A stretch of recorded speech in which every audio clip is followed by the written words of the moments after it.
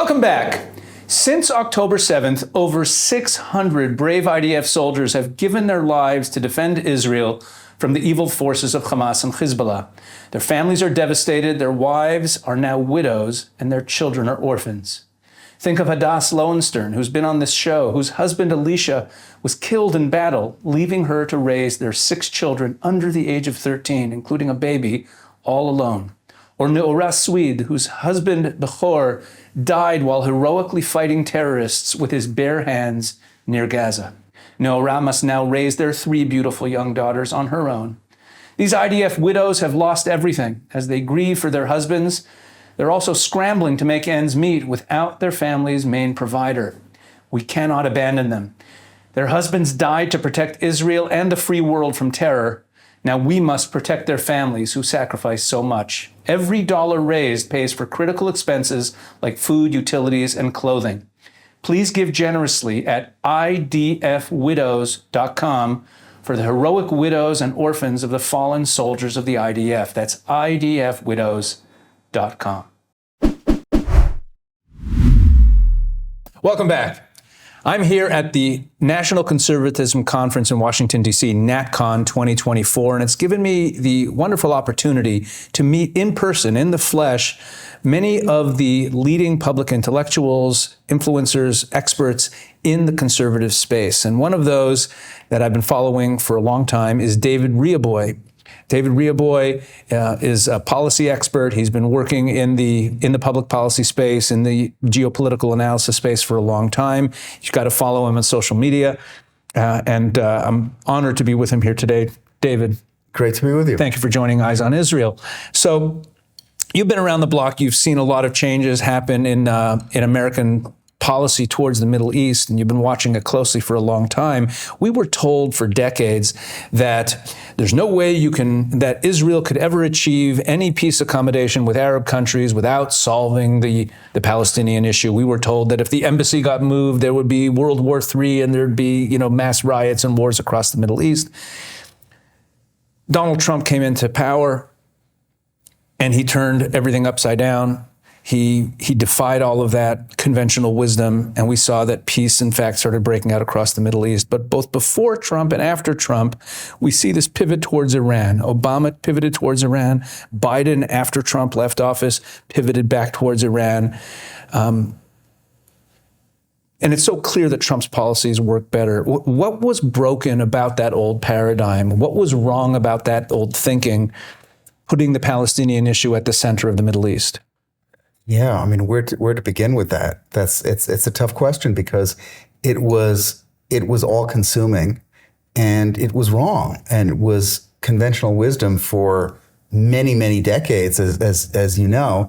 And the crazy part is, even that it was exposed as being a failure, as evidenced by 4 years of the Trump administration, which was doing the opposite.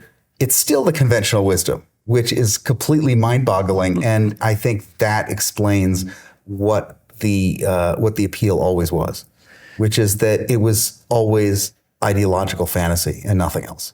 So what did Obama do? When Obama comes into office, he makes this pivot towards Iran. What do you think he was thinking? What was this paradigm shift he was trying to usher in? How do you understand it?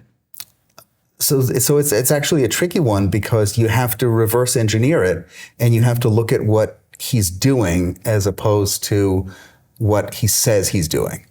And I think that was really a first in American foreign policy history, which is a president or an administration will undertake a strategy that they comprehend and understand, but they don't explain it to the public. You have Trumpism and you have George W. Bush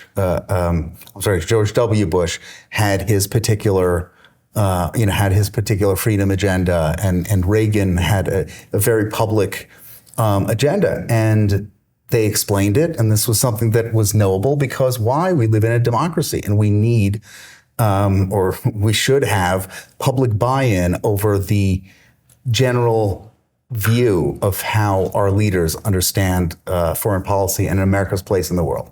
So for the first time ever under Obama, they decided, you know what, we're going to say one thing and we're going to do the other, because if we say what we're going to do, the people will throw us out on our ass. So what do you mean exactly in terms of the Middle East about saying one thing and doing the other? Sure. So for example, there was undeniably a pivot from our traditional longtime allies in the Middle East, which was Israel, Saudi Arabia, Egypt, UAE, towards Iran. And if you're going to be accommodating towards Iran, you are going to necessarily harm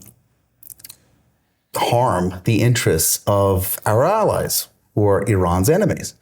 And I mean, there's probably no better example than Egypt of where, because we tend to think about what happened later in terms of the Abraham Accords and things like that. But I mean, Egypt was a strong American ally for many decades until the Obama administration just decided, well, okay, let the Muslim Brotherhood take over. Right. And one of the massive diplomatic successes of the Cold War was Kissinger shoving the Russians, so the Soviets, out of the Middle East, starting with Egypt. And the Obama administration wiped its hands of it, walked away, and they said, you know what, we may do better with the Brotherhood. What do you think Obama's motive was? I mean, obviously we can't get into his head, right? But we also see that the Biden administration has really picked up right where they left off. It's the same people. It's the same people. It's the same cast of characters. With the great exception being Ben Rhodes, who's outside but doing what, I have no idea. So he may be involved. I gather a lot of the Obama alumni are heavily involved. I mean, certainly they're emotionally invested, as we can see from their Twitter accounts. They're very emotionally invested in especially in the subject of Israel, especially in the subject of Iran, which is kind of to be expected. So I always wonder how much of a hand that they have in the functioning of the Biden foreign policy. And it's certainly true that they've pushed the Saudis more into the arms of the Chinese Communist Party. The Saudis now don't trust the Americans. With good reason. Yeah. I mean, they're trying to make up for it now, because I think every once in a while, reality will hit them in the face and they realize, wait a minute, we cannot do this to Saudi Arabia because it's such an important country for us.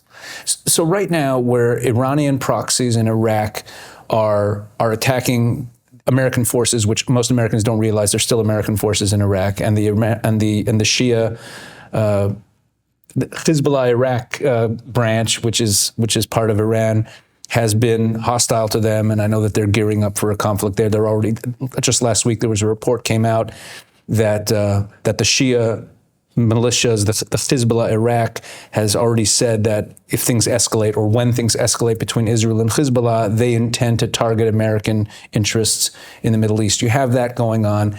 But at the same time, the Biden administration has refused to enforce sanctions against Iran. They allow them to sell their oil to China.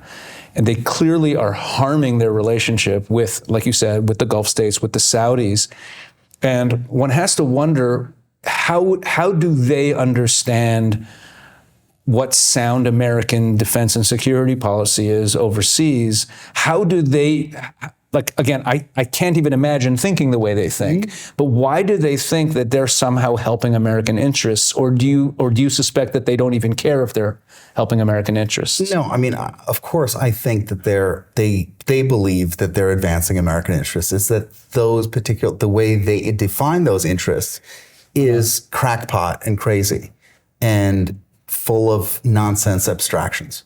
For example? For example, even getting away from Iran, going to like two-state solution stuff. Two-state solution in their understanding of the world is absolutely sacrosanct. Why? Because the way they understand the world is you make agreements based on agreements, and that's how you de-escalate, because you have an agreement. And at the end of the day, the agreement is the thing that follows a where you figure out where your interests meet. I mean, that's the agreement. It's not the piece of paper that you're looking at. It's the negotiation and the give and take. And then both sides realize, okay, this is something that we can live with. So it's a fundamental misunderstanding of how all of this works. And how negotiations work. Right, exactly. And so that's why, for example, they are hostile to Abraham Accords. I mean, for a long time after the Biden administration started, they refused to say the words.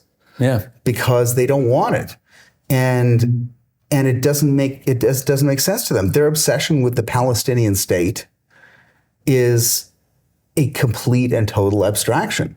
And, they don't understand that at the end of the day, it's all interest-based. I mean, the Saudis, what they call the Emiratis, I mean, they don't care whether or not there's a Palestinian state. At the end of the day, they care about Iran. They care about their own security. They care. I mean, yes, of course, there's kind of lip service that can be paid. But if you put this on a 900-year timeline and say, okay, in 900 years, we'll have a Palestinian state, they'll be fine with it. Could you just tell our audience how to follow you? Sure. How to follow your work? You could follow me at Dave Raboy on Twitter.